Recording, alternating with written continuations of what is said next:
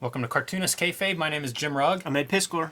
I'm excited, Ed, because we're going to talk about Alex Toth today. Always a favorite topic. But before we dive into this, tell us about you. The word is out, man. Red Room Issue 1, banned in 5 countries already on the strength of the stuff that I've been posting online. The rivers of gore. Yeah, or pornography. The self-contained first issue, 64 pages, is going to be coming out in May, but you could pre-order that right this very minute from Fantagraphics. I got a link in the description below this video on my link tree. And the Patreon, patreon.com/edpiskor. I'm serializing a bunch of the strips from Red Room on there at a high enough resolution. People were making some bootlegs before, but all the pages go live there first. $3 gets the archive, and there are at least 2 issues up there at this very moment. You can find some of my out-of-print work, zines, mini comics, and such at patreon.com/JimRugg. An example of that is this silhouette zine from a few years ago where I collect a bunch of silhouette panels, talk about the silhouette panel as a common thing in comics, and cite where all of those panels come from, all part of the PDF. And there are several PDFs of that nature on my Patreon, along with comic art, process, notes, scripts, things of that nature. So patreon.com/JimRugg if you want to see more of my work. But we are here today, Ed, to talk about the great Alex Toth. And specifically, this is the Super Friends Treasury. Has a couple of pages of Alex Toth art, mostly framing sequences for Mike Sekowsky stories. Looks great, as you would expect. But the reason, you know what, I will comment on this panel first. I love this panel because it's all angled until you get to these guys, and it kind of wraps around as you're reading it, and that has such a cool effect. But we're not here for the comics.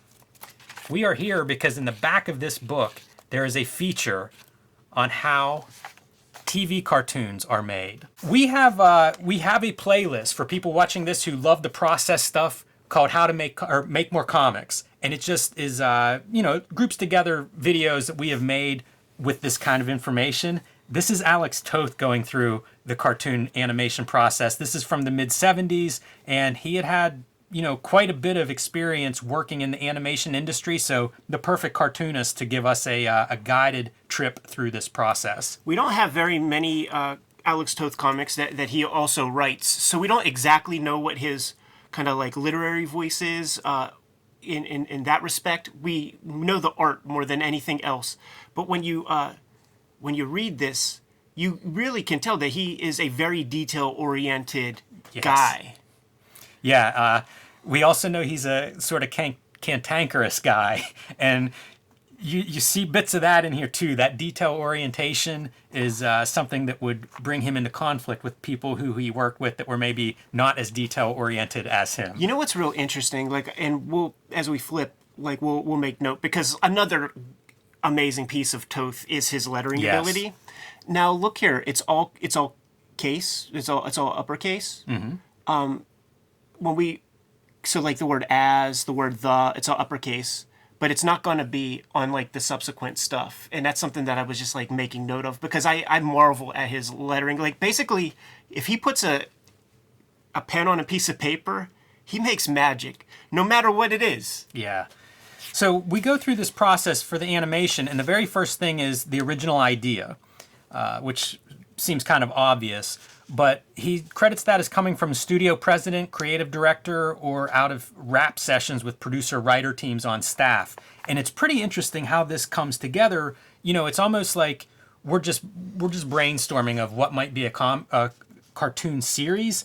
And that's really step one, is just a bunch of dreamers thinking of what they can sell. We were talking about Ralph Bakshi before this, and one of the things that Bakshi brought to the table when he brought guys like John Kricfalusi and Peter Chung and fellas like that was, let's take it back to the Chuck Jones era, where cartoonists make the cartoons, not these douchebag guys who are trying to sell kids magic beans. Very well said. But it is something that Toth gives a lot of credit to, maybe not credit, but attention to that process of selling.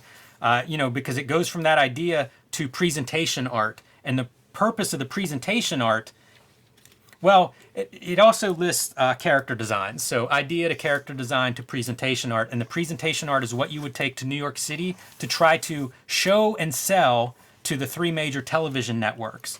And there will be like a specific like moment in time to do so. Like, Yes. you go there in March, and then they have to make their decision by April. And when you go there, you're coming from LA, so you're going to be there for the weekend. At noon, you go to ABC. 3 o'clock, you go to CBS. Yes. The next day, you go to NBC or whatever. Then take your ass back to Cali. So these are this is presentation art. This is from the Genius animated book Cartoon Art of Alex Toth. This is all focused on his cartoon art. There were 3 of these books published by Dean Mullaney and IDW. They're amazing. If you love Toth, highly recommended. But I thought it'd be cool to show off some of his presentation art. So Herculoids, kind of a favorite. I love this because like you think of Mad Men and stuff. Like you imagine this on like a piece of illustration board. And they put it up on like a little easel with a little stick pointing to it, like, we got the Herculoids. And like, you point to it. Barbarians are popular. Monsters. Pretty girls, you have a kid, you got a big, strong guy that they could aspire to be. Could sell plushies of these things. Well said. And there's a lot of art in this book that covers this stuff. So, I just kind of, they organize it by subject matter. So presentation art is your example. And you can see. I wouldn't watch this cartoon. That looks boring to me.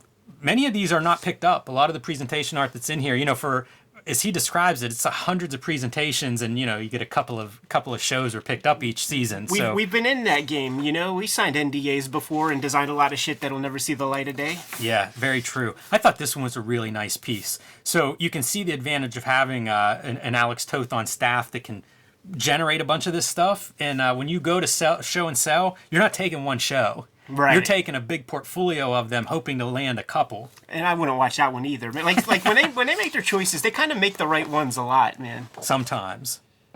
Forest Boy. Are you sad you didn't get a 5-season DVD collection of Forest Boy? I am sad that the cipher never happened, because look at the design. I mean, that looks much more sophisticated than what I was used to seeing in a Saturday morning cartoon. So kind of cool to see. To me, that's very Toth. Man, and I mean, just imagine the NDAs he signed, because all this stuff, copyright Hanna-Barbera, you ain't doing anything for yourself, man. You're just taking them checks. I would also have liked to have seen this one, the Bionic Wolf. Rin Tin Tin. Yeah, crossed with a Terminator.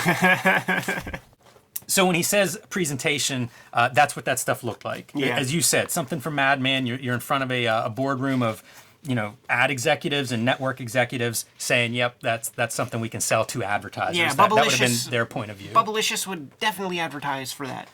So as he says, April is the month of decision. You put these things together. It's almost like pilot season for a live action show or something, where everybody would shoot their pilots and then try to get someone to pick it up. Same kind of deal here, with April being when they hear what's going to happen. And then once they get that, they work out all the contractual stuff, including air dates, delivery dates, all this stuff. And that new fall season, it needs to be ready in September. So you're going from April to September in April, you have not even a staff. Yeah. And so he even goes through the process. This is very technical, a lot of this. But even the process of like hiring production secretaries, typists, you need the entire production staff gets hired and ramped up as you begin like working this stuff out. First step, writers. So you put together your stories. That's the very first step. And from there, continuity acceptance department, they basically look at the stories and say, okay, that is the concept we're working with. The characters are consistent. Pass it on to your storyboard person. And, the storyboard artist in animation, at least at this stage, they were kind of almost like a director. Yeah. They figured out everything in these drawings. And that would determine also which drawings needed to be done to show what art needed to be created. Backgrounds, camera movement, character movement. Basically, that's your rough run. So everybody can look at it and say, that makes sense, proceed. If it doesn't work on paper, it won't work on film. That's a classic statement. One of the things that's real cool is that from the way you read this, storyboards in live action weren't a foregone part of the process. Like, he calls out specific directors who have adopted storyboards, but that suggests that every director doesn't, which is crazy to me. Yeah, I'm not sure it's even 100% now that everybody uses them. I think once you get into big budget stuff and things where it's like we're building set pieces or we're doing CGI, I think you have to have them. Yeah, sure. But if you're doing an improv comedy, I don't know that everybody. I don't know if Judd Apatow storyboards his movies or not. Sure.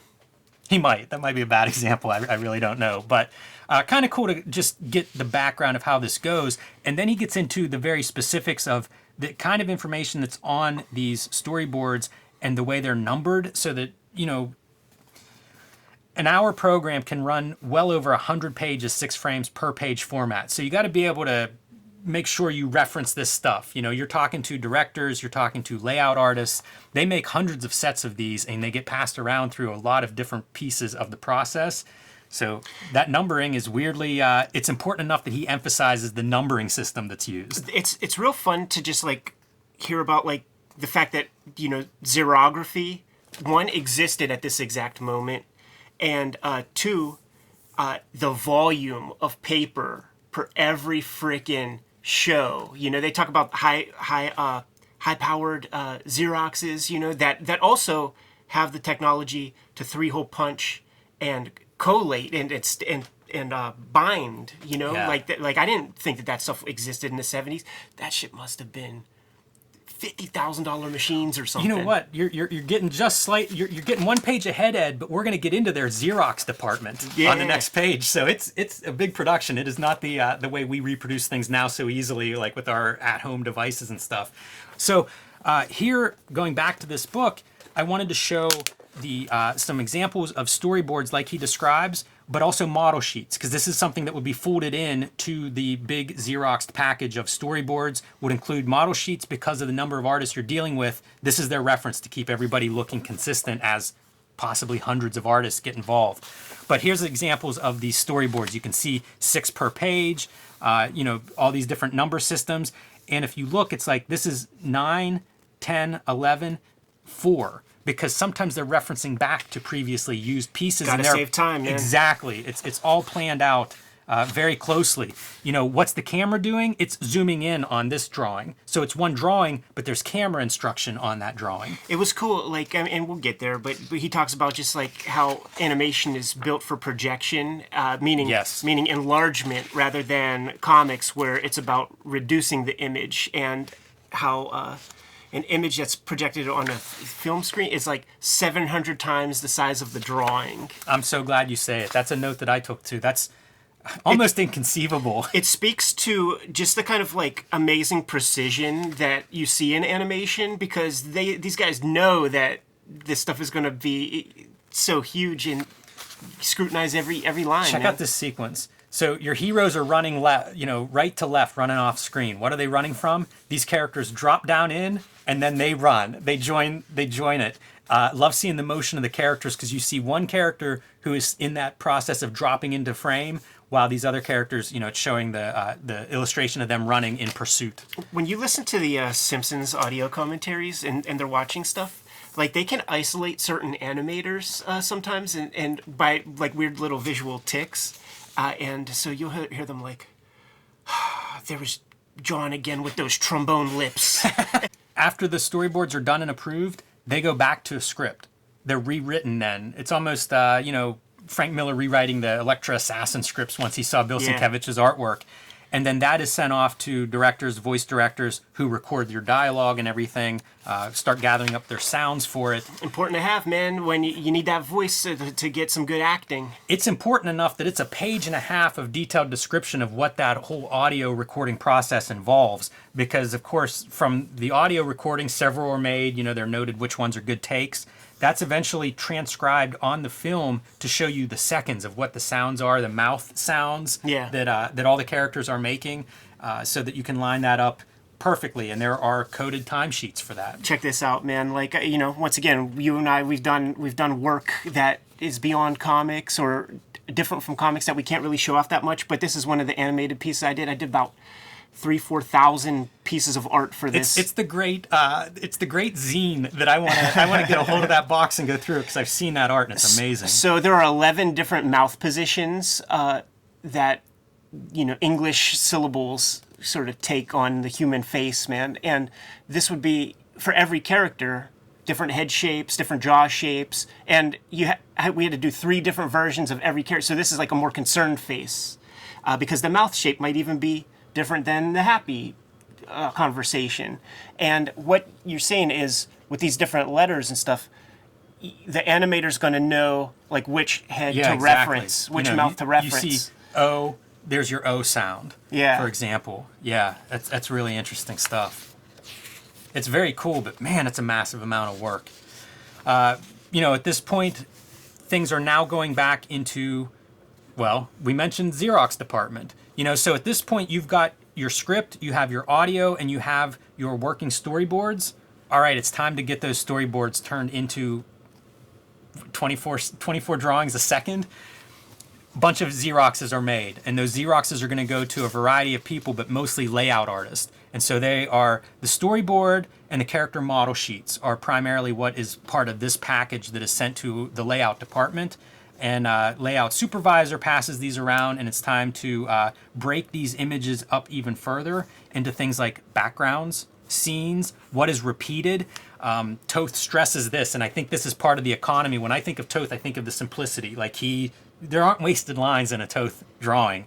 And I think it comes down to you have to be efficient with the animation. If you can repeat a background, if it's in the same location, if you can repeat shots, 2 shots of people talking or whatever, you do that. And so that's a guy goes through and lists that stuff. Super cool example here, man, where it's like this is like one painted background and the different ways that you can skin that animal. And this one is dope because it's like a whole animation cell that's just a window frame. Yeah, this is a Wally Wood 22 panels that always work right here. Yeah. And there's no house there, but you just created a house because, man, I was looking for it. I can't find it, but I have like a field guide for the aspect ratio of like the television set 16 by 9 like for animation. It has the pegs and everything.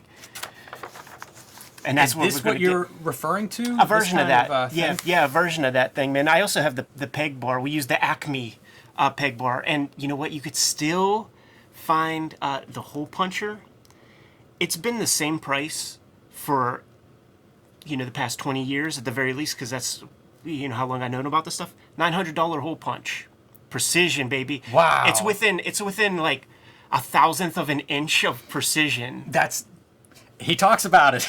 He describes this precision alignment of all production artwork, which is achieved from that exact hole punching because you need that for your fluid animation motion. They even list Acme as one of the most widely used. Yeah. It's the most satisfying hole punch experience you will ever make. I would expect it to be at $900. I might expect a handy at the end of the hole punch. So walking through kind of some of the nitty gritty of this, right? It's a backlit drawing board. The drawing board has those pegs for the precisely hole punched drawings. You can put several. I think he says something like maybe as many as 4 sheets on there and still kind of see through it. That probably depends on the light source that you have under it. But the idea here is you can draw on top of drawings to really make it all fluid, and create your in-betweens and things. I learned stuff here.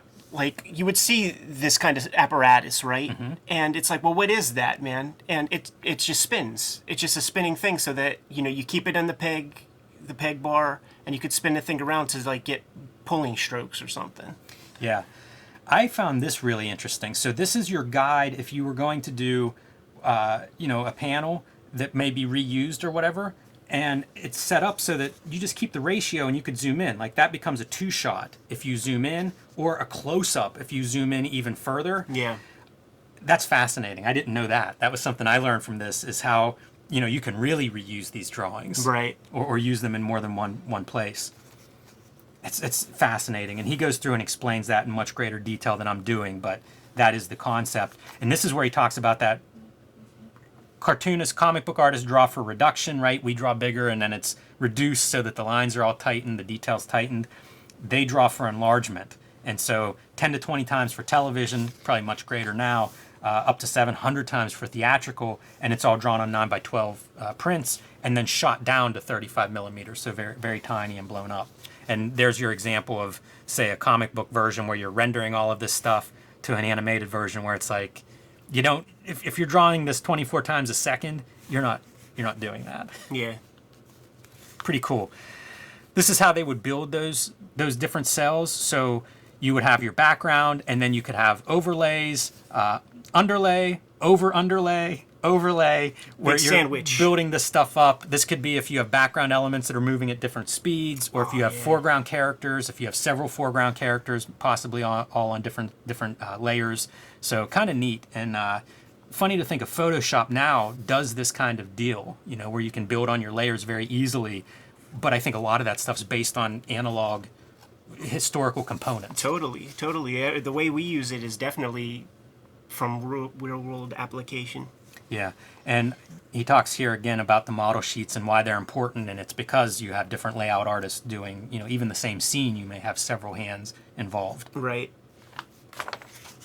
I love that it's like incidental TOTH art all scattered around too as you go through this and read this. Yeah, you see the lettering though with the thes and Yes. the ands, and and he's also not consistent with it either. But I just like it because it just has a good gestalt, we'll say. Yeah, it's cool to see all of his hand lettering this neat. I see a lot of like letters. There's collections of his letters and stuff. They're a little bit more sloppy. This is just beautiful. All the lettering throughout this.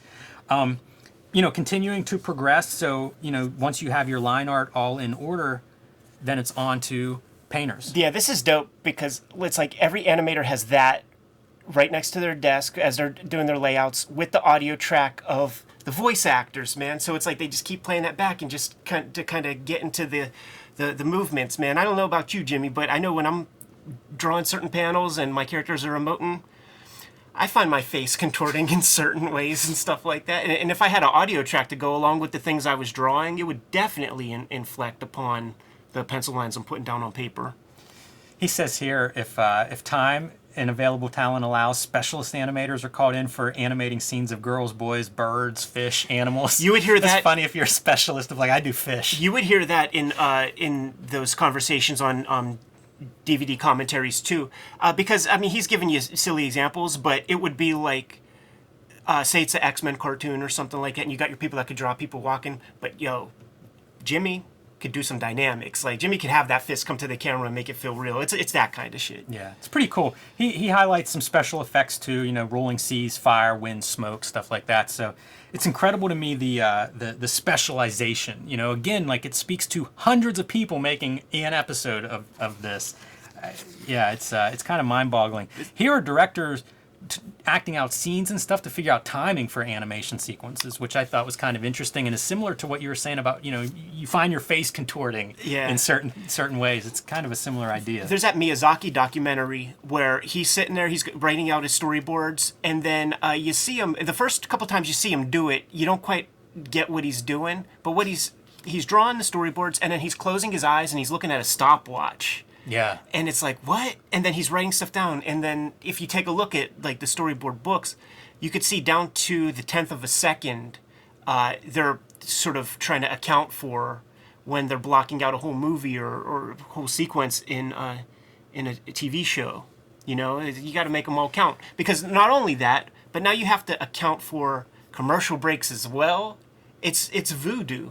It makes me anxious. This is some of what is discussed here, you know, but the idea of like syncing up your animation to sound that's already been recorded, so it's got to be exact, as you say, working in commercials or whatever, the precision of that timing I think is fascinating. And I actually think that's something like I try to learn. When we took that screenwriting class, it really made me cognizant of that idea of like, you know, you've got 44 minutes or you have 22 minutes or whatever you have, it's carved in stone in the days of the network. Yeah. And down to the second. Could apply it to our comics, man. You got 22 pages. What are you going to do with it? Yeah, exactly. That's something I see young cartoonists, you know, like students of mine, it's a real foreign concept to them. The idea of like, it's not 9 pages or 7 pages, it's 8 pages. You know, you could never turn in more or less than what they're expecting, you know, especially with signatures being a real dictatorial part of that.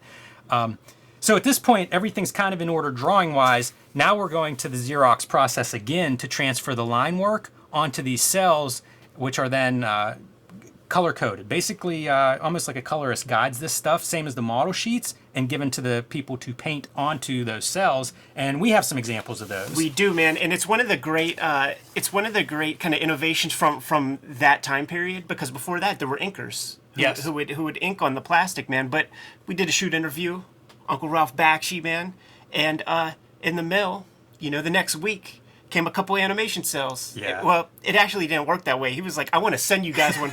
What's your favorite movie of mine? What do you like? One of the coolest things that's happened, I think, from Cartoonist Kayfabe for me was that conversation and then having this show up in the mail. Super cool, man. Absolutely amazing. But what what TOTH is talking about is the painting onto these plastic sheets. So you would put your line work would be, transferred on here according to TOTH through their Xerox department, and then it would be handed over to be painted on the back with an acrylic paint that stays flexible. Yeah, super cool to find out that they were using acrylic because there's cell vinyl paint, and that became the gold standard. And is super hard to find now. I mean, they haven't made it in a super long time, and the stuff that you can find is weird colors and all that. And the thing about the cell vinyl compared to like the acrylic is they would just whip up huge batches of like the specific exact. You don't want to mix this stuff. Right. You don't want Tweety Bird to look one yellow on one color, one cartoon, no doubt. Right. and all of that. So companies evolved to just handle animation paint, but it doesn't exist now. So the fact that acrylics will be around forever. So that's a good thing to know. Yeah, and a lot of this stuff would be washed off. There's a lot of animation cells that just don't exist because it would be scrubbed off somehow and then reused. I've made a couple animation cells for art school and stuff. It's so satisfying to paint on the back here, I bet. and then to just watch, because like it's more muddy, like this is very good, but like, and to just see how flat it looks when you flip it is such a satisfying aesthetic. Yeah, I've seen different artists have played around with these materials. I'm sure if you're in commercial art and comics and stuff, you brush up against this. So like I've seen like Jamie Hewlett would do Tank Girl stuff like this, where it was like super cool, like you say, just that perfect flatness. Plus you get a little bit of dimensionality because it's on top of a background. Yeah. And you can see how, in an animation you'd be like, shoot the picture, shoot the picture, shoot the picture. The background doesn't change, but you might have different cells moving across. Dude, when I was in Japan, I went to at Nakano Broadway. I went to the black market animation, dude. Backgrounds that are bigger than our table that would be on like a scroll or something, man. It's really cool to look at backgrounds and how they figure that stuff out. Like I've seen Looney Tune backgrounds where it's looking up a building, like a skyscraper, and it's this weird the drawing makes no sense, but it's an animated thing is perfect. Yeah, really cool. And you can see like there's an example of that longer background, maybe not longer than this table, but you do a big piece of background, you shoot different, maybe you're scrolling it, but again, one drawing that can be shot many, many, many, many times. Yeah. They talk about the handling though. Don't put your damn hands on the plastic. Easy to scratch and damage this stuff, as you can imagine. Get your finger dust and stuff on there. That's even pulled out. That's probably something that like when you work in this industry and a new person comes on board, you gotta stress this. There's names for it. I was watching. There's a YouTube video floating out there where they take Akira and they just break down scenes, shot drawing by drawing, and it's like okay on C6 452. You can see there's a little bit of dust on this drawing, on that drawing. The color doesn't match here and there. So like, but there's like a name. There's like a company jargon for when dust is spotted on the thing. And like what you would get, and you could actually, there's videos of Akira with this too, where you have the people sitting there with the cells. They put them down. They got the Mickey Mouse gloves. They put them down. They brush them, thing down. The animation stuff that I did, there was a pedal that interacted with the camera. So like you could either hold it down and it'll get you 3 frames, or just Morse code it. The little dots. I'm surprised that's not here. Some kind of showing that a mechanism. My process was probably real obsolete, like real weak compared to like Hanna-Barbera. They probably had some more amazing kind of process. Yeah, I mean, I think about that too, what you're describing and why you would need a pedal, because look, one hand's operating these plastic cells that are coming and going, and maybe several of them if there's, it's underlays speed, and stuff. Man. And then one hand operating the camera, like you almost need to be using your feet to facilitate the movement of this. I had a guy I worked for, when he was in college, he had written a grant or something to get one of these animation cameras. It was the size of a room. It was obsolete by the time I was there, but he had gotten hold of this thing, and it was like, I don't know, $30,000 or maybe more. But it was literally like the size of a room, because you could do these zooms, you could do all kinds of intricate motions with it, but a wild piece of equipment. I marvel at the complexity of this. You know, like think of the stage that you're at here. You've got cells, you have backgrounds, as we said, maybe several cells for each piece, for each, second shot, or 24 of them, I guess, for each second shot. I can't believe they can keep them in order and use them, properly. You know, the other part too that's crazy is like, this has to be so flat. There can't be any chunks of paint, because if you have to gang up a couple, now you got shadows on underneath, like if you have two cells on top of one another. And by the way, pre-HD world, like who knows Right. how some of this stuff would look. Now you might You find could some of find that it on dust and Netflix, everything. man, and Yeah, I'm sure. once again, there's jargon for what that shadow is called when you could see that between cells. Even showing what the audio looks like once they combine the audio and video onto one piece of film, 35 millimeter film. How cool is that, man? Like trying to visualize how to tell people like what's going on there. Like he figures out a really good way. Yeah, so that's the process. He apologizes because, it's so condensed. In my mind, it's super dense. I can't imagine if you're like, I don't know, a 7-year-old or whatever, and you get hold of this, you love Super Friends, and you get hold of this, and then it's like... Just means nothing to you. That's a lot of words. That's true. It's probably just you don't even get into it, but I love it, man. I love it as a Toth fan. I love it as these like how to make stuff and history and all that, but it's great to see this kind of Toth Here's stuff. Here's the other part that I sort of took from it that I just sort of learned about animation, and call me a rube, but they get it all together, and then they have like a film department, and they send the film to like every network affiliate or whatever. And that sort of blew my mind because I thought that like the point of a network, like the way radio networks work, a signal hits a tower, hits a repeater, and then it just gets broadcast. And I thought that's what TV networks were. Like, it's like, okay, central location, hits a tower, hits a repeater, so that it goes places. I didn't realize that, like, you had to send a copy of Hunter to WPGH in Pittsburgh in order for it to, like, hit the television sets. Yeah, I guess that's your your prime markets would be sources. Right. Yeah, that stuff honestly still confuses me. Me too. Yeah. It was interesting to me when cable proliferated and like every little town would have its own cable station. For sure. Super interesting time period too. Cable comes from Pennsylvania, the middle of the state, and the way that it was created was some dude who had a little, sold vacuum tubes, like a repair shop, just had some acreage, and he put an antenna up on a mountain that was like on his land, and ran wires to that antenna to people in the town, and they were picking up stations from far and wide, and the government was like, "Oh, that's cool. Like, we need to look into that a little bit, man." Yeah, I bet.